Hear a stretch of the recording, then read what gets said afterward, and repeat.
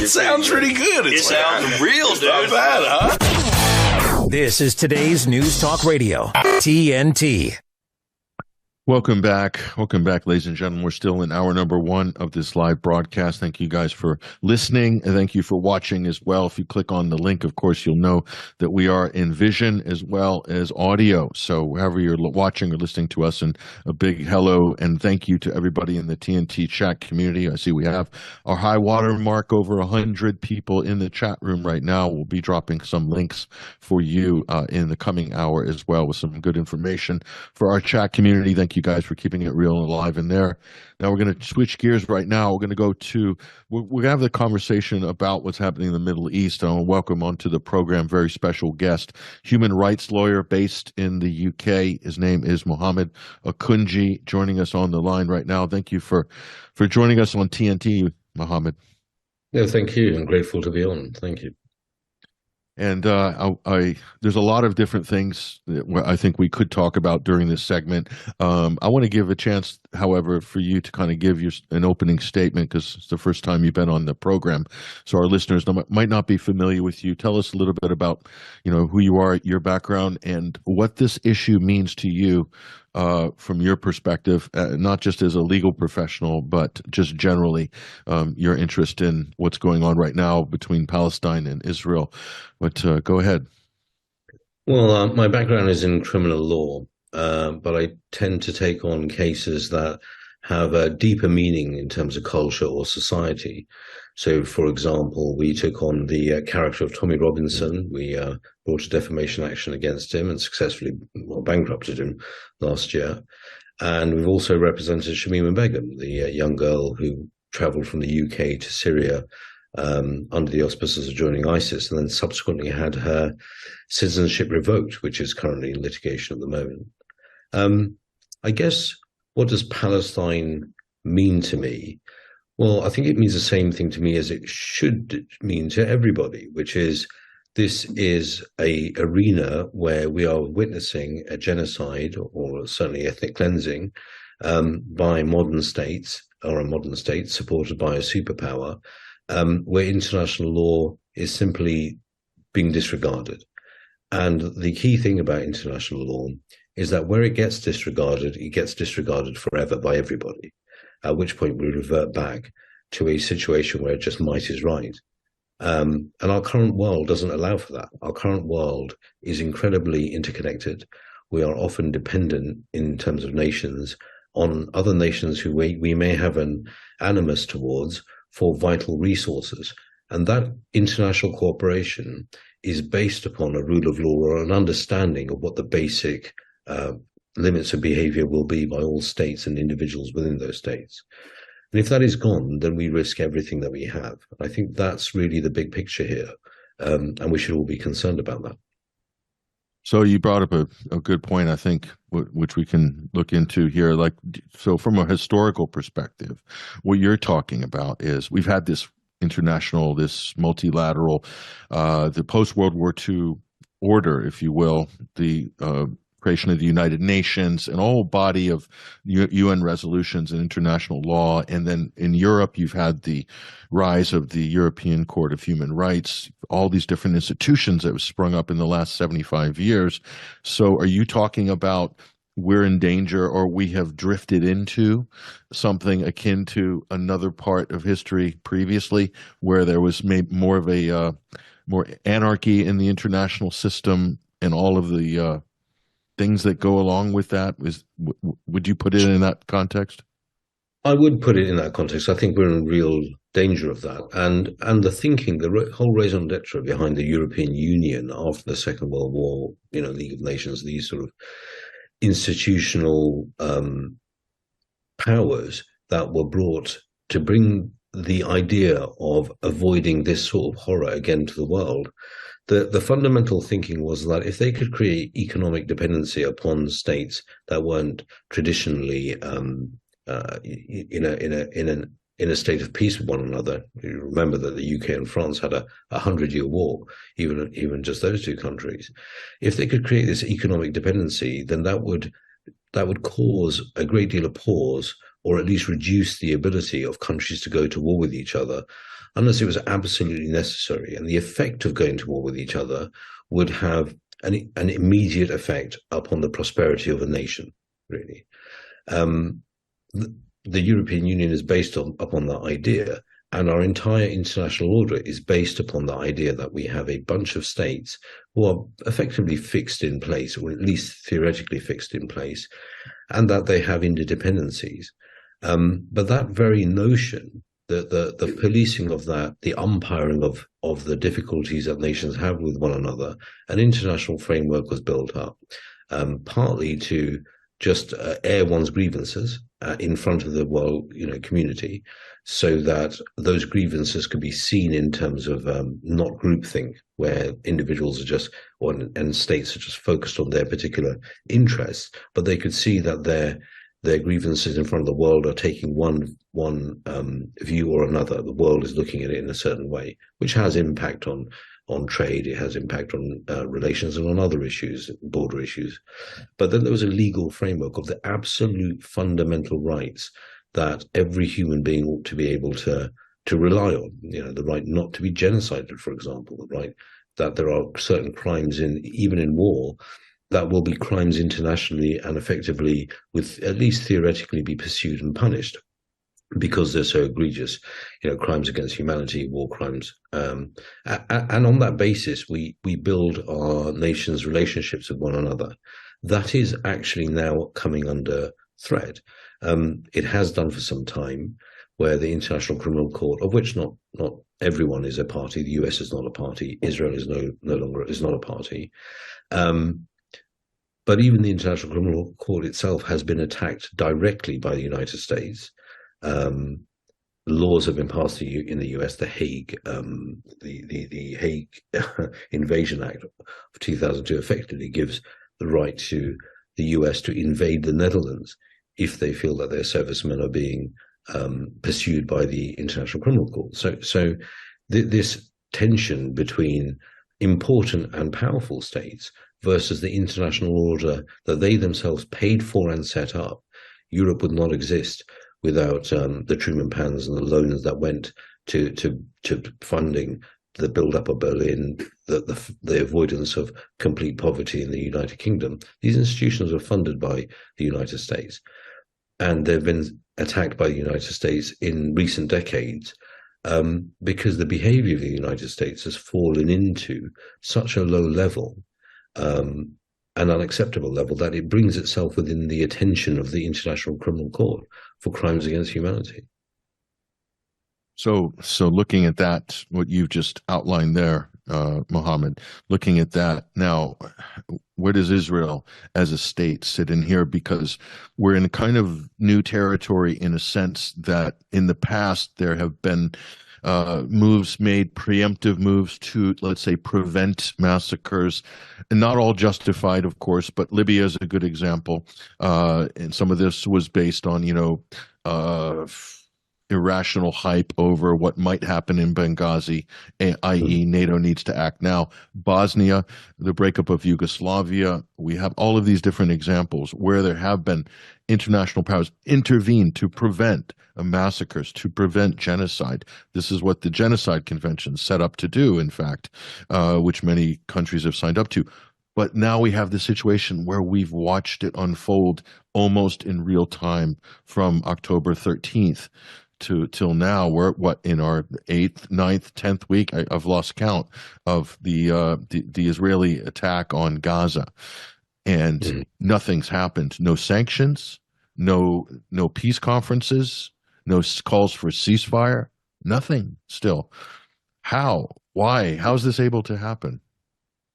So we have this problem with the Genocide Convention. We have this problem with the very notion of terrorism. There's over 150 definitions of terrorism worldwide. The United States and the UK have had a different orientation towards even the notion of terrorism when it comes to Hamas itself. The United States prescribed Hamas as a terrorist organization back in the late 90s, and the UK only did so a couple of years ago. So even amongst allies, the idea of who is and who isn't just even a terrorist is something that even decades worth of, a different, seeing the same facts, allies themselves have a different view on. And in Genocide is exactly the same thing. War crimes are the same thing. Every state will look at its own behavior as justified in the circumstances. And the victim of that aggression will see that behavior as entirely unacceptable in the circumstances, and indeed their response is justified in those in the same frame as in justified in the circumstances. Which is why we have a court system. You can bring it down to even a husband and wife scenario. In a divorce case, the husband thinks he's justified, the wife thinks he's justified. It takes outside bodies to refer those parties to a set of rules and then look at the behavior that's been applied and say this has fallen foul of that. Now, in this case, you've had Amnesty International from 2021 defining a very serious crime at the feet of Israel, which is apartheid. In itself, it comes under a crime against humanity. It should be investigated. It is being investigated by the International Criminal Court. But one would expect that a democratic country like the United States would caution, or at least put a stop to, physically, its own ally, rather than actually seeing very clear examples of genocide, or arguably genocide, very clear examples of ethnic cleansing, very clear examples of crimes against humanity. I mean, Israel is literally looking at the Rome Statute at this point and the Genocide Convention, and is ticking off each and every one of those specific offences to be fulfilled, it seems. And what's unique about this scenario, and I will say unique, is that Israel declared its intention for committing war crimes before it actually committed them, on October the 8th, to say the cutting off of water, cutting off electricity, targeting civilian populations. So what has happened? What has happened is that we have lived in a unipolar world where the power that is the unipolar, the Americans, have been committing these crimes themselves with impunity, and also have been doing that with what's has been a euphemism called, a coalition of the willing, at least the UK in previous times in Afghanistan, Iraq. And the behavior patterns that Israel is engaging with the Palestinians is not dissimilar to the same behavior patterns that America had employed in Fallujah, particularly in Syria.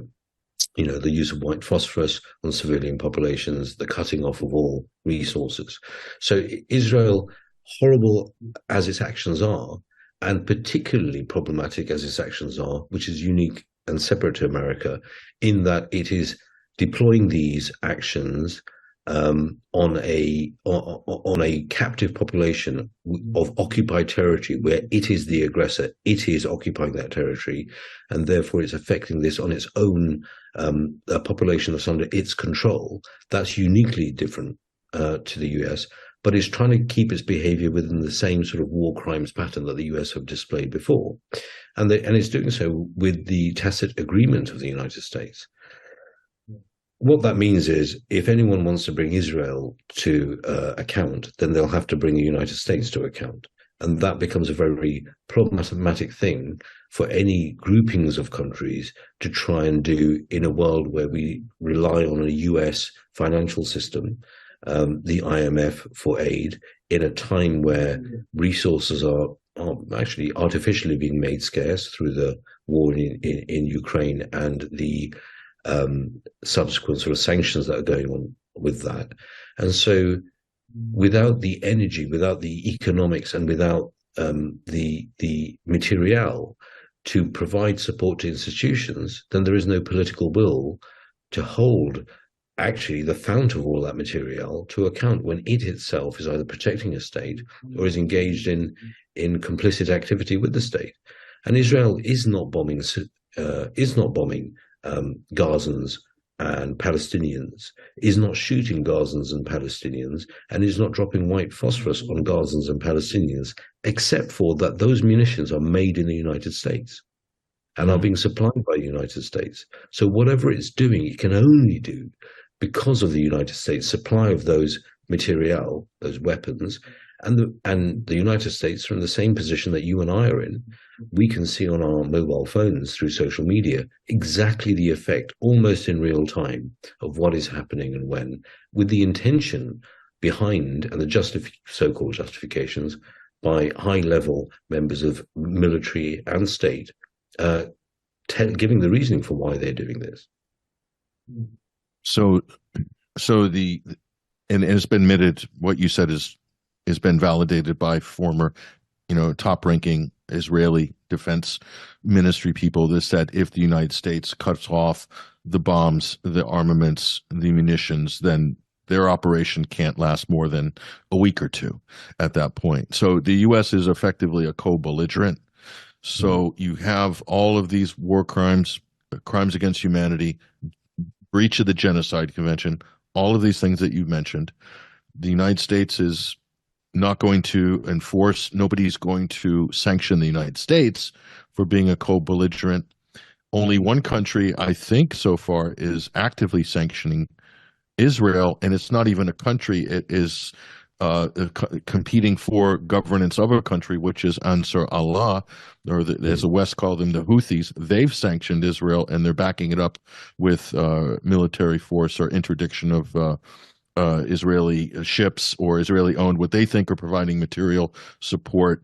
That's an interesting phenomenon, Mohammed, because they're doing exactly what the United States would do to other countries, which is why the international community is having trouble condemning the Yemenis for what they're doing, because they're actually doing it in accordance to international law. So, I mean, that's kind of, I mean, that's an interesting, if you want to elaborate on this, just because this is something nobody saw coming. Go ahead. No, I agree with you. Unfortunately, it seems that military action is the only thing that seems to move the needle on any sort of time frame with respect to Israeli action and the nature of that Israeli action. We've seen the United States effectively defeated after a 20-year war with Afghan farmers. Really, they were called the Taliban, and they were defeated because their objective was to remove the Taliban, and they've accepted that the Taliban are the governing force in Afghanistan. Now, the Taliban weren't supported by anybody. This wasn't the war of the previous sort of era where the Taliban were fighting Russia, but in that case they had material support from the United States. A huge amount of support. But on this round, the Taliban were not supported. In fact, every financial mechanism of terrorism and sanctions was brought to bear to try and stop any material getting into the arena. And yet the Taliban were successful against the premier superpower in the world. That's a very recent experience. Only a year or so ago, we then see the Americans bogged down in supplying all of the resources they could bring to bear without compromising their own national security in the arena of Ukraine. And there have been open reports around the difficulty that the US was having in even providing the military support to that. And then on the back of that comes this scenario with Israel. One would have thought it would have been quite not a matter that requires the input of a superpower for a state to deal with effectively a prison break, but apparently Israel was incapable of doing that without the help of a superpower. But that superpower has proven itself to be severely depleted because of these current phases of its war support. And so that then presents, forces that were never been seen as strong, like the Houthis. They were a group of people that for the last 8-10 years were being decimated by, again, US munitions at the hands of the Saudi regime. They had the worst humanitarian crisis over a number of years on the planet in terms of starvation and death of children. And having just emerged from that very recently, effectively because of the inability of Saudi Arabia to make any gains in that arena, but also because of a détente between Saudi Arabia and Iran being negotiated by the Chinese. Having suffered that, effectively like Ethiopia, it's like Ethiopia came out of its starvation and decided to take on the world militarily relatively successfully. But that can and has happened because of the very frugal supply on capacity to supply munitions on the US side, given the arenas it's engaged in. Yeah, I think we can agree, as you said, just your opening statement on this part of the segment is that this can't happen without the support of the United States. This idea that the U.S. is not, it doesn't have agency in what's going on the ground right now in Gaza is completely incorrect. I think it's a convenient political cover that a lot of people are enjoying for the moment. But I don't think it's fooling the world, Mohammed. And I think people are coming to this realization we have a major crisis now in the international system.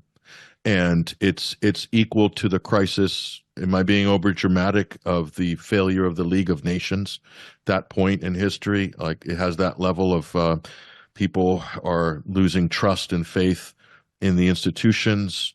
And does that have the potential for more war? Because, the talk before World War I was that it was inevitable in Europe, the slide towards war. It's almost like it was in the air. And I see some of the same comments now. And when we're talking about a path to peace here, the stakes couldn't be higher, I think, on this conversation now. Go ahead. It's true, but I think what's different in this phase of humanity is our interdependency on hydrocarbons. Really, that's the key difference.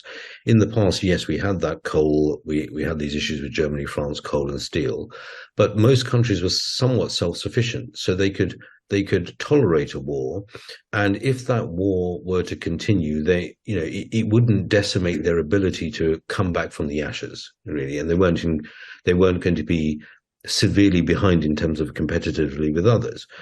But if there is a war to be had now, the effect on our economies will be such that we'll be far behind the competitive advantage of those countries that do have direct supply to hydrocarbons.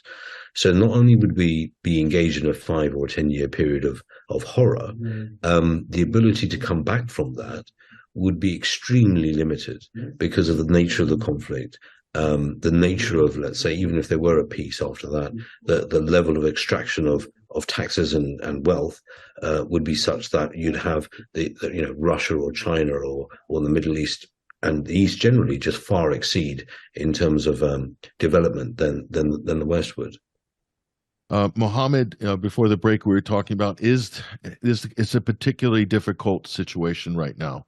It's the ultimate Gordian knot right now, and especially with all that has happened over the last 10 weeks, makes it even more difficult to come to some kind of a peaceful resolution with both sides. There's a particular set of problems that now exist, as if there weren't before, Mohammed. There's a whole new set of problems and a lot of emotional feelings that, for good reason, have never been higher.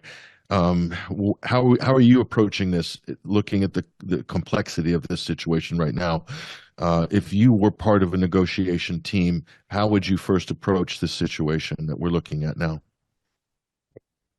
Well, I think, there's fundamental questions here, like absolutely fundamental ones, about whether we're looking at a two-state solution, whether we're looking at a one-state solution.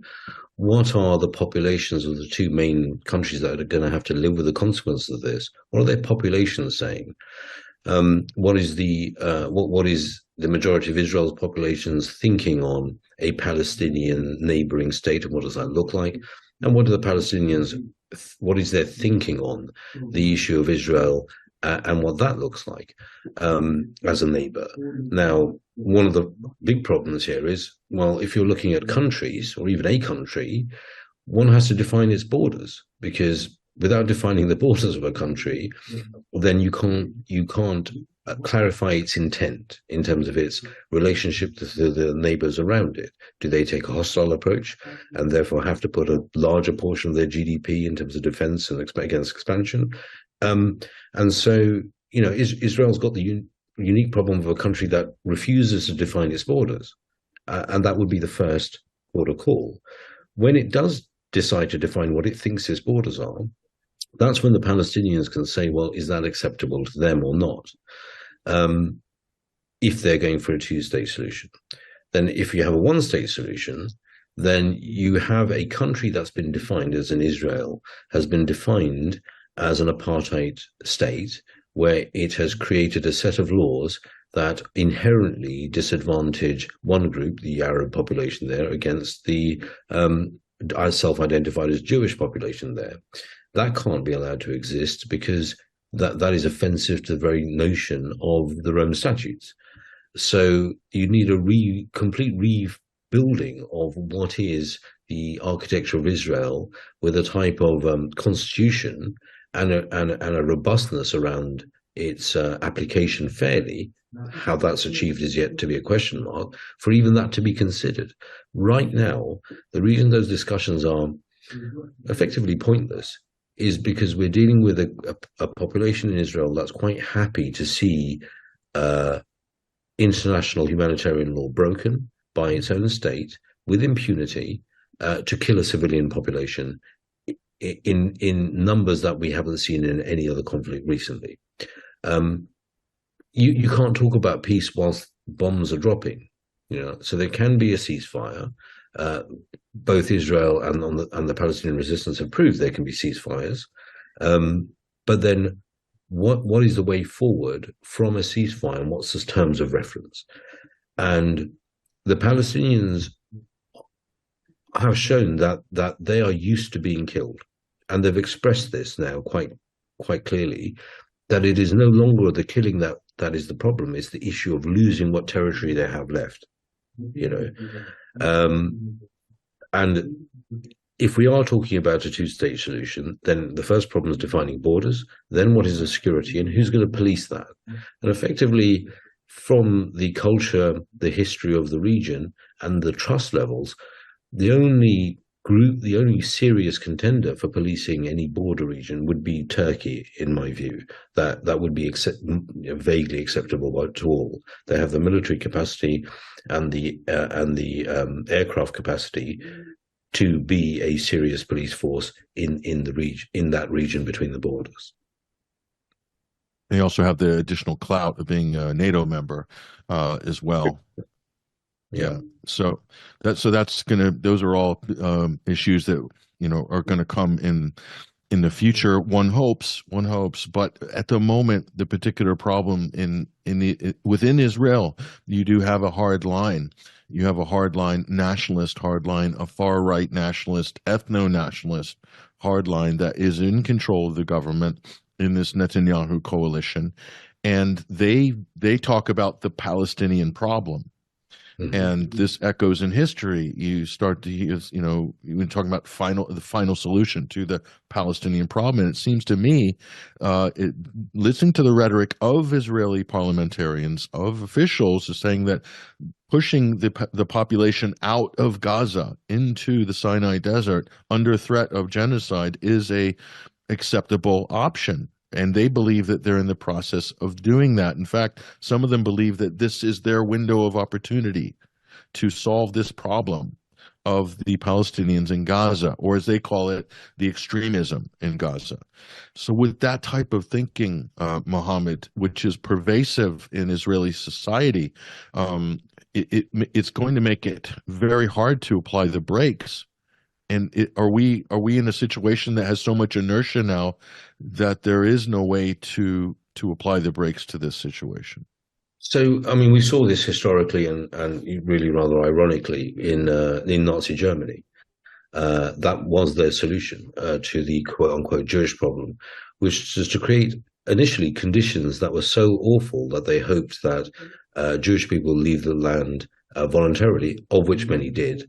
And then when that wasn't sufficient for their satisfaction of the Nazis, they then initiated pogroms of actual mass killing.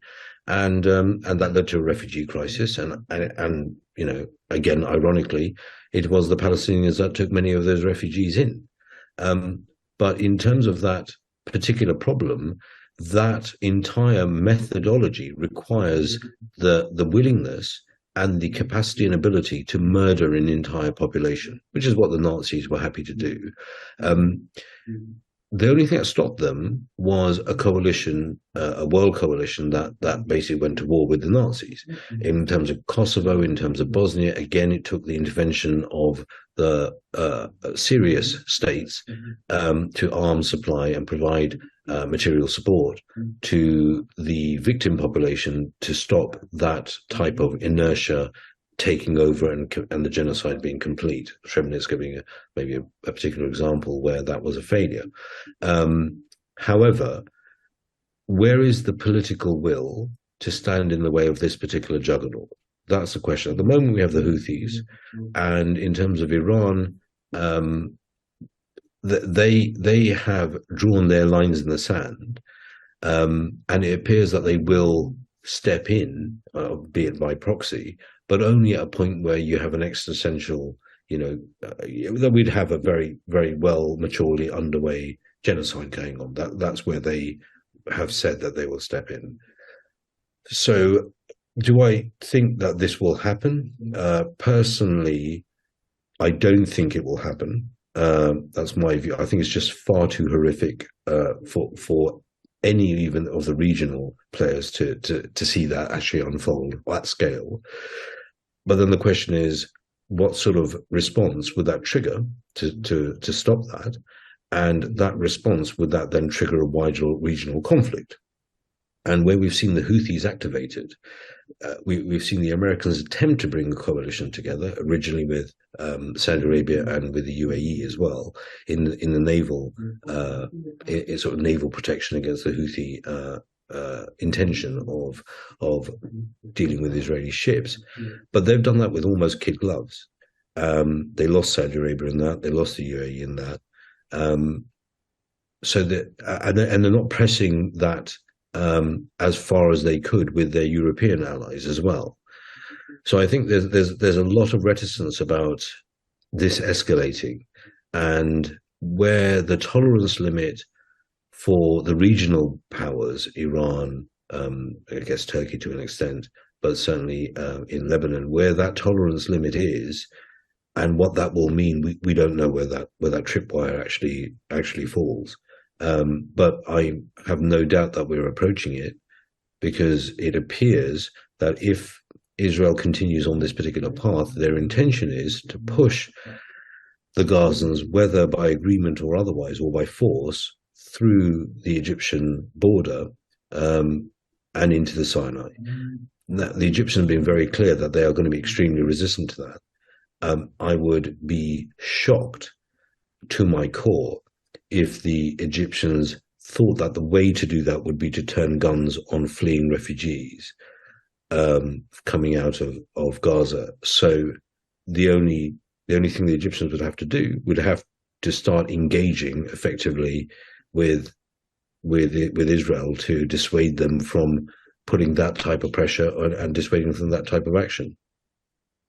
Or another major international actor intervening to make sure that doesn't happen.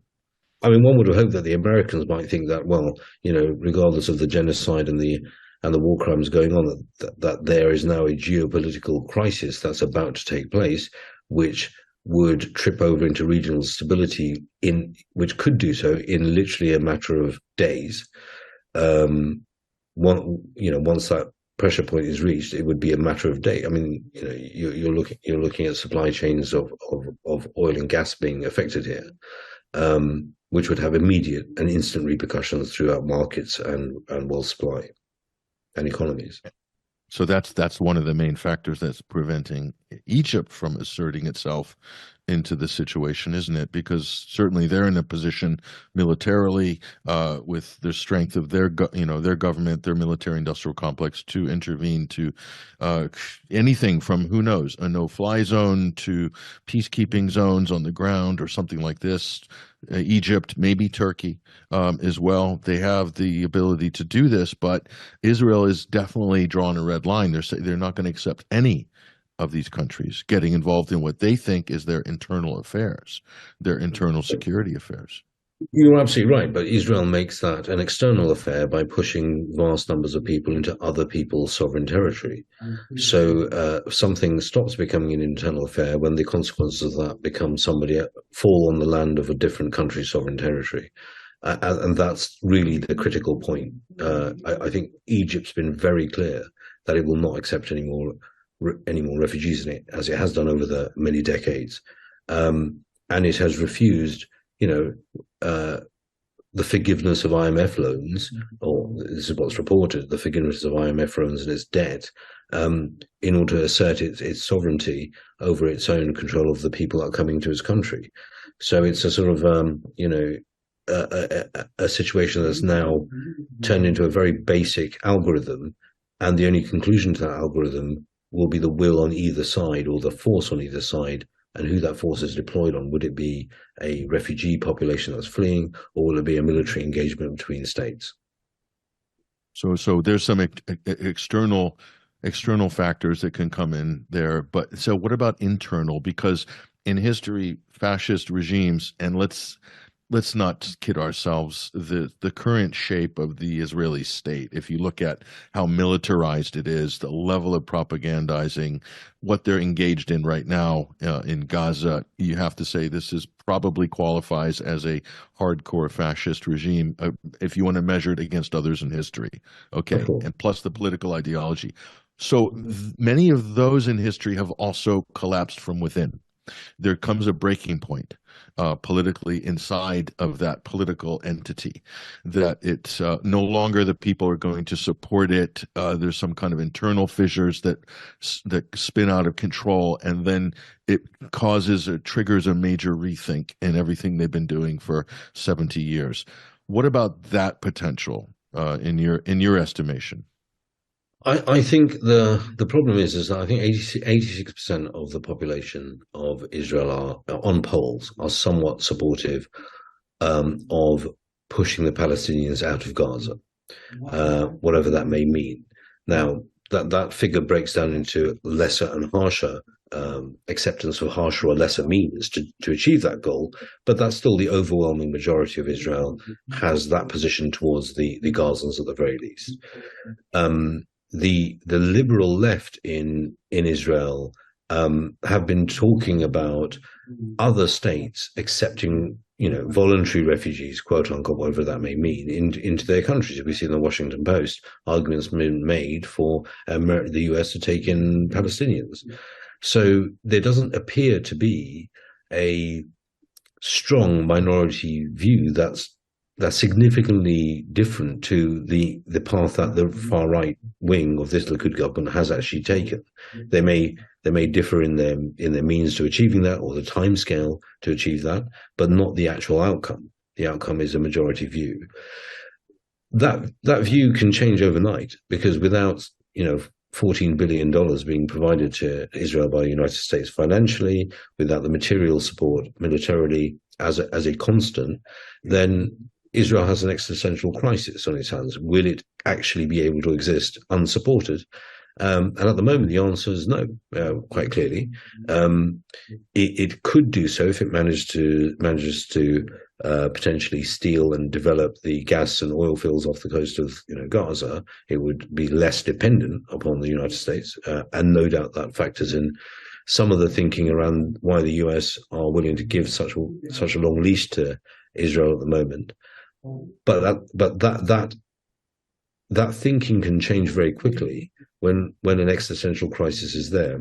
And there is a generational issue as well, in that today we have this view, but we know that in terms of the thinking of Generation Z and those who are much more fey with social media, they're very much not of that thinking. So where a state has to think about its actual future going into the sunset of tomorrow, it has to primarily think about the views of the next generation, or the generation that's coming, as to whether it will not just set the right goals, but set the conditions for the goals that the next generation will find acceptable to carry on with. And that's a big problem for Israel. They're dealing with that problem right now in terms of their messaging and the shock they're getting from the pushback just through social media. I don't, unfortunately, think, however, that anyone's turning their mind to that particular problem or a long-term view at the moment. They are focused primarily on the war crimes they're committing. Mohammed Akunjee, we run out of time for this segment, but I really appreciate you joining us and your contribution today. It's been invaluable to this discussion. Thank you very much for being on TNT this week. The pleasure was mine. Thank you. And Happy New Year to yourself, your family, best wishes. over the holiday season. And also to our listeners at TNT, I hope you guys have a happy new year. Whatever you're going to do, wherever you're going to be, make it a good one. We'll catch up with you guys on the other side in 2024. So take care. All the best. Signing out, Patrick Henningsen. But stay on the network. Top of the hour news headlines coming up. More shows, more content, 24/7, 365. Take care, guys.